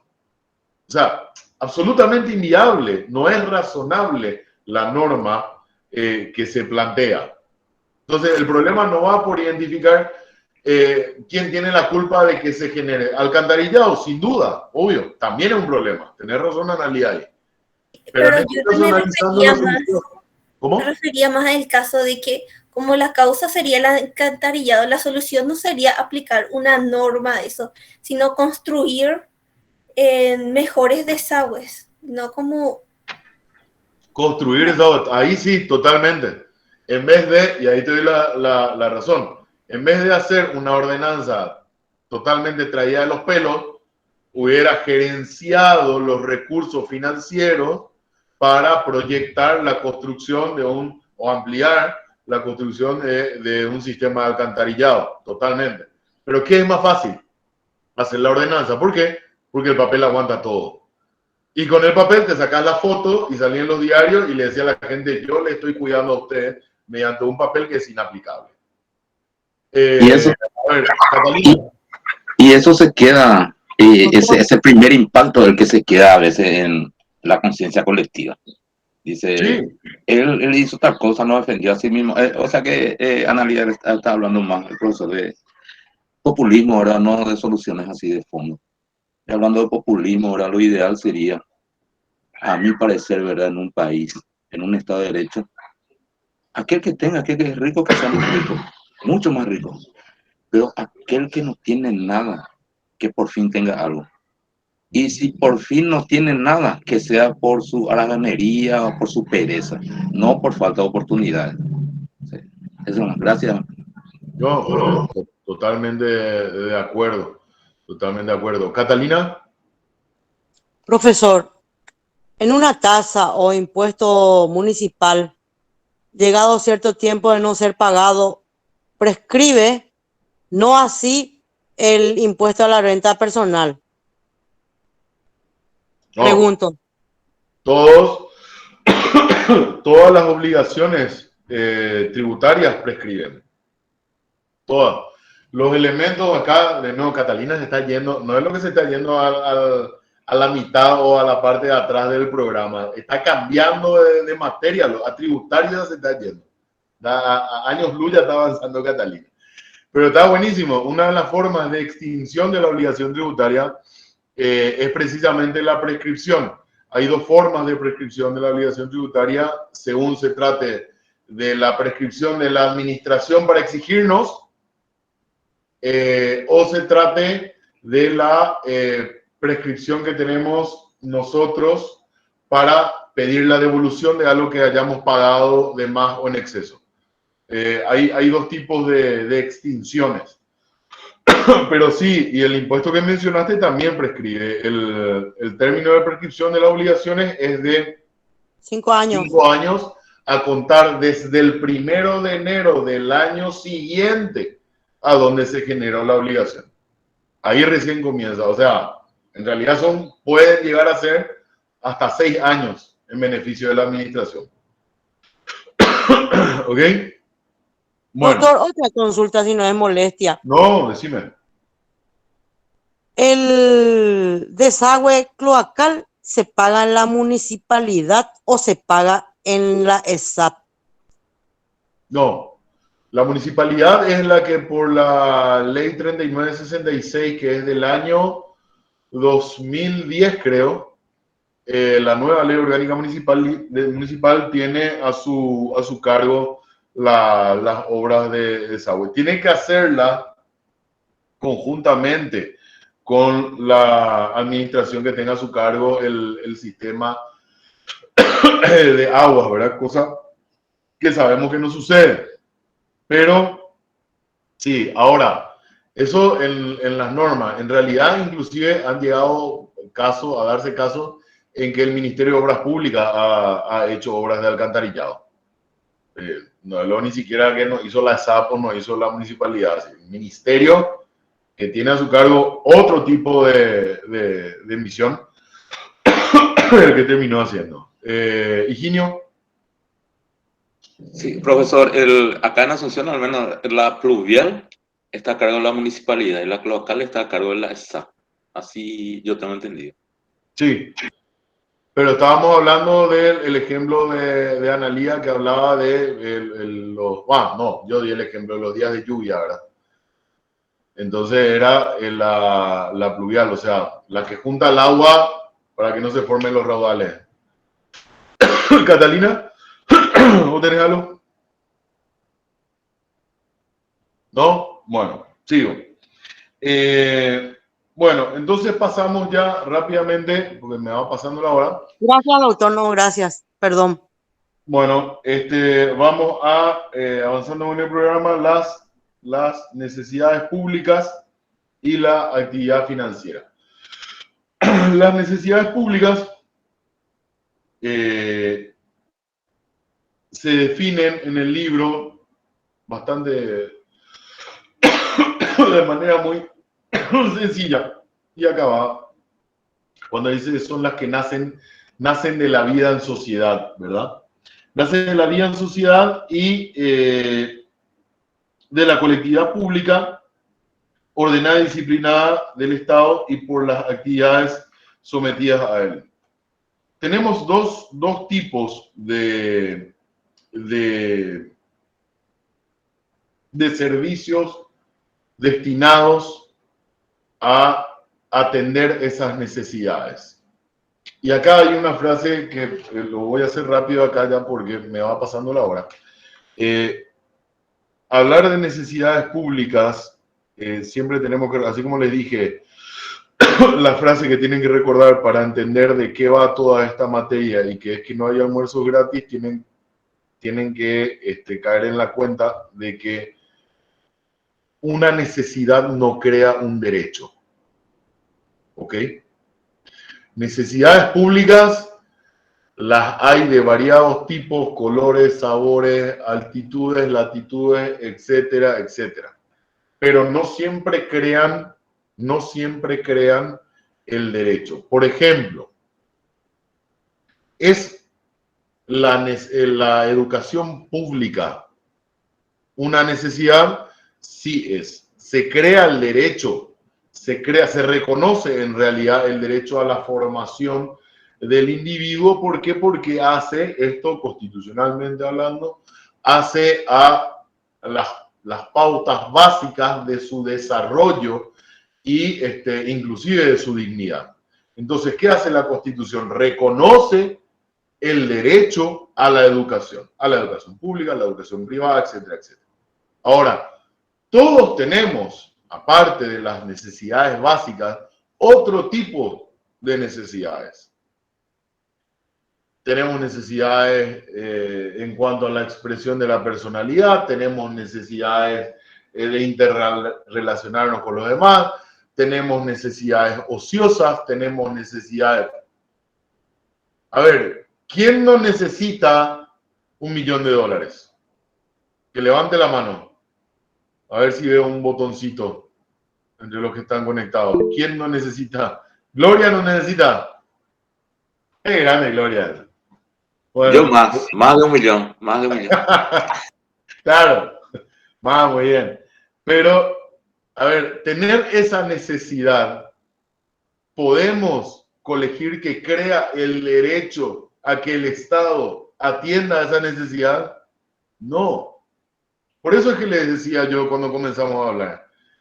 Esto es sentido común, señores. Estamos hablando de finanzas públicas, que todo el mundo dice, esa materia es un asco, porque es súper técnica, porque es tal cosa, todo.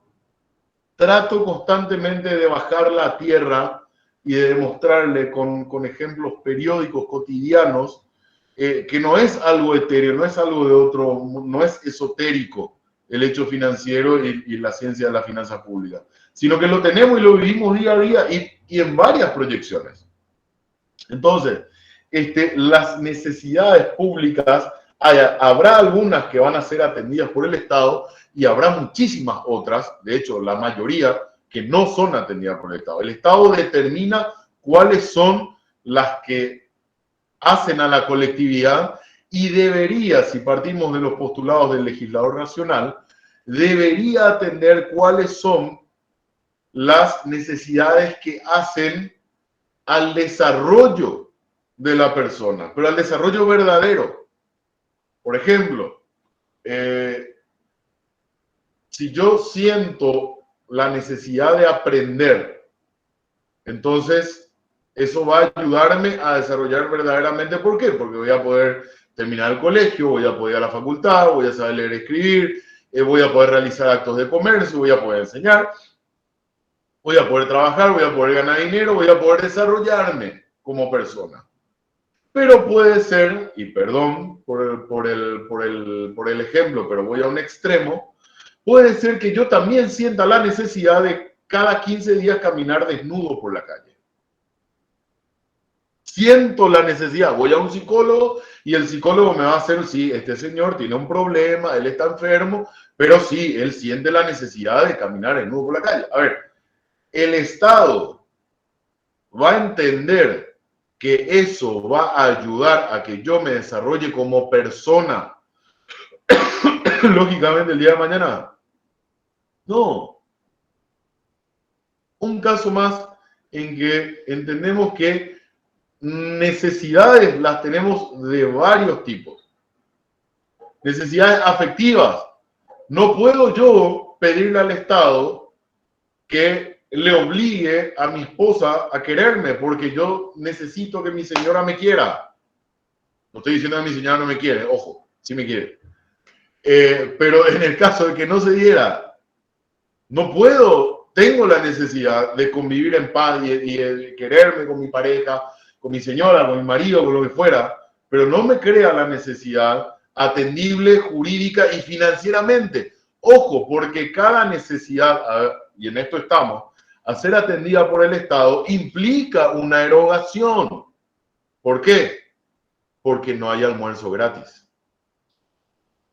El Estado me va a dar educación, alguien va a pagar esa educación. ¿Quién paga? ¿Quién paga mi sueldo por estar ahora dando clase gratis para ustedes? ¿Ustedes pagan una cuota a fin de mes? No. ¿Ustedes me pagan a mí como docente? No. Yo les estoy dando la clase, les estoy enseñando, los estoy formando en esta materia sin que ustedes me den ninguna contraprestación directa. Pero en realidad, mediante el pago de sus impuestos, ustedes están pagando para que yo me sienta acá a dar clases y para que todos los profesores que hayan tenido y vayan a tener hagan la misma cosa. ¿Ok? Tienen la necesidad es atendible jurídicamente, la necesidad es atendible lógicamente, ergo el Estado gerencia financieramente los recursos para atender esa necesidad que va a terminar a la postre redundando en beneficio de ustedes. ¿Cuál va a ser el beneficio? Que obviamente van a aprobar la materia, van a ser unos monstruos de las finanzas públicas y el día de mañana sus clientes van a ser Coca-Cola, Perfecta, etcétera, etcétera, porque ustedes le van a defender de todos los juicios y le van a hacer toda su planificación financiera. ¿Ok? Tengo fe que eso va a ser así. Bueno, y para... ya no me queda mucho tiempo, voy a... el programa me habla de los momentos constitutivos de la actividad financiera y después los medios de la actividad financiera. Con relación a los momentos constitutivos de la actividad financiera, y esto guarda mucha relación con la forma de gobierno que se adopte, ¿verdad? Forma de gobierno que es lo que enseño en Derecho Constitucional, según si el gobierno es de corte, entre todas las formas que hay, ¿verdad? Si el gobierno es de corte liberal, si es de corte de economía centralizada, si es socialista, si es absolutista, totalitarista, etcétera, etcétera. Esto tiene importancia porque según cuál sea la forma de gobierno que tienen las autoridades que nosotros votamos, esos momentos constitutivos de la actividad financiera van a variar. Por ejemplo, y para eso vamos a definir básicamente cuáles son los tres momentos. La generación del recurso, o sea, la abstracción del dinero por parte de los contribuyentes, de los medios que cuenta el Estado, siempre que actúe como persona de derecho público, que actúe como persona de derecho privado, explotando su patrimonio propio o el de los demás, la forma en que se junta la plata. El segundo momento es cuando se administra y se proyecta ese dinero, cuando se planifica lo que se va a hacer, que por excelencia el ejemplo que damos es la planificación presupuestaria y la ejecución de ese presupuesto. Y tercero, el tercer momento es cuando se gasta el dinero. ¿Y por qué les digo que tiene una importancia capital si nuestro gobierno que elegimos nosotros es de tinte socialista, liberal, socialdemócrata, libertario, minarquista, anarquista, cualquier forma? Porque voy a tomar dos extremos. Si es un gobierno de tendencia de libre mercado, el Estado se mete poco y nada en la vida económica de los ciudadanos. La presión para generar esos tributos, para generar esos recursos, mejor dicho, es menor. En cambio, en un Estado de economía centralizada o de corte socialista, la presión del Estado para ese primer momento de la actividad financiera va a ser mayor. ¿Por qué? Porque como el Estado tiene mucha intervención en la actividad, en la vida de la colectividad, de la sociedad, necesita mucho dinero para intervenir en la vida. Ejemplo, llegando a un extremo, en Venezuela hay un Ministerio de la Felicidad del pueblo venezolano. Hay entonces una estructura presupuestaria, burocrática, estructurada, legalizada, jerarquizada, donde hay un montón de funcionarios que llevan adelante, vaya uno a saber qué tipo de política, cuya finalidad muy noble es la de buscar que el pueblo venezolano sea feliz. Pero ese edificio no se construyó solo, no se paga solo, la gente no se va a laburar gratis, no se compran los papeles solo, ni la electricidad, ni la computadora, ni nada. Se tiene que gastar en ese edificio. Entonces, a medida que más intervenga el Estado en la vida de la colectividad, más recursos necesita. Entonces, más presión va a ejercer sobre los generadores de recursos que somos nosotros, mediante nuestra actividad económica de preferencia. En cuanto a la planificación, también varía, que es el segundo momento de la actividad financiera, porque los recursos en la planificación van a ser destinados más a la atención de cierto sector de la población, que va a ser el que tenga menos recursos, y va a desatenderse o va a destinar menos recursos al sector de la población que, vamos a decir, necesite menos del Estado. Entonces, un ejemplo de esto puede ser, va a destinar más policías a las poblaciones más necesitadas y menos policías a las poblaciones que pueden pagarse un guardia de seguridad. Usando un ejemplo muy burdo, la planificación ya varía la dirección. Y por supuesto, consecuentemente, la ejecución también, ¿verdad? La erogación presupuestaria va a ser distinta según si un Estado tiene un corte más de libre mercado o de intervención mínima del mismo sobre la vida de la colectividad, que si está constantemente encima del pueblo mediante las prestaciones o los planes sociales. Imagínense el caso de Argentina que mencionaba Catalina. El caso de Argentina, hay gente que ya directamente no trabaja porque vive de los planes sociales que el gobierno argentino le da. Para mantener esa estructura de planes sociales. Imagínense, en Argentina uno tiene un plan, a ver, tampoco es que se le da el equivalente a 10 millones de guaraníes, ni 5 millones, ni nada. Hay veces que no llega ni a un sueldo mínimo, pero es dinero que multiplicado por el universo de beneficiarios es una suma bastante grande. En Argentina cobran un plan social los presos. En Argentina cobran un plan social los drogadictos. O sea, el Estado le está pagando la droga indirectamente. En Argentina cobra un plan social la familia de escasos recursos por cada hijo que tenga. O sea, el Estado te está pagando por tener hijos. Imagínense que de dónde sale el dinero para otorgar cada plan social. De los que generan recursos. Y esos planes sociales no van dirigidos a esos generadores de recursos, van dirigidos a los que no tienen recursos. El problema es que se crea un círculo vicioso en que hoy en día los que viven de los planes sociales ya no quieren generar recursos, porque por supuesto es mucho más fácil sentarse en la casa si uno tiene pocas ambiciones y decir, no, voy a esperar más que el Estado me pague lo que me corresponde en plan social. De hecho, ahora se llegó al extremo en Argentina que están queriendo cambiar todos los planes sociales por un sueldo mínimo universal, se trabaje o no. O sea, uno puede estar en la casa y esperar que el Estado le dé dinero y ya. ¿Se entiende? Estos son casos extremos, por supuesto. No en todos los casos se da esto, ¿verdad? Pero solamente recurro a esta ejemplificación para que vean cómo funciona y que queden claros el mecanismo de actuación. Bueno. Doctor, y sí. Una cuarta actividad no sería el control. Si digo en el examen, 4 actividades: recaudación, administración, gasto y control.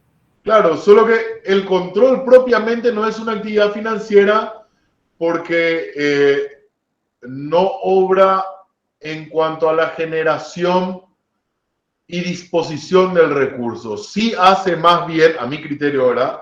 Sí hace más bien a la calidad de la erogación del recurso.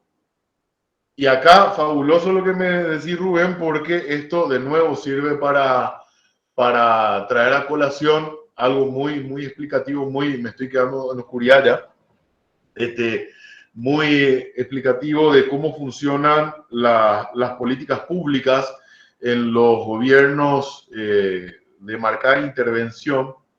Y un economista famoso de apellido Hayek decía, los planes sociales se juzgan por su intencionalidad y no por su efectividad. Si juzgáramos los planes sociales por su efectividad, sería trascendental lo que vos estás diciendo, Rubén, de verificar qué tan bien se hizo ese gasto. De gastar sabemos que se gastó. Ahora, ¿surtió efecto? ¿Mejoró? ¿Ayudó a que esa persona deje de necesitar ese gasto del Estado? ¿O la esclavizó con ese gasto? Entonces, hay que juzgar los gastos del Estado por su efectividad y no por un criterio populista y sentimental de qué es lo que busca. ¿Ok? Bueno, mi pantalla está casi en negro ya porque estoy lejos de donde se prende la luz y aparte queda ya un minuto nomás. Entonces, salvo que haya alguna otra pregunta,